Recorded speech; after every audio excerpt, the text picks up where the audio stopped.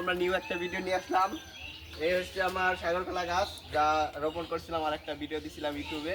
আর এখন এই সাগরকলাগুলো পেকে গেছে। এখন আমরা এই সাগরকলাগুলো কেটে ঘরে রাখবো আর আমরা খাবো। যেহেতু রমজান মাস, এখন আমি খাঁচি দেখাতে পারলাম না, পাতাগুলো কেটে ফেললাম। পাতা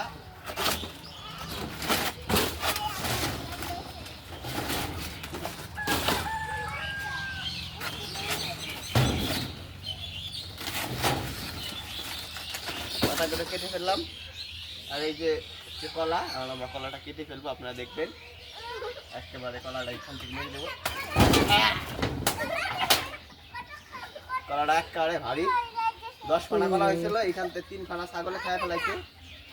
এখন এই যে কলাগুলো আছে, কলাটা ভেঙে গেছে। এত সুন্দর একটা কলা। এই হচ্ছে কলা, নিয়ে আসেন, সামনে নিয়ে আসেন।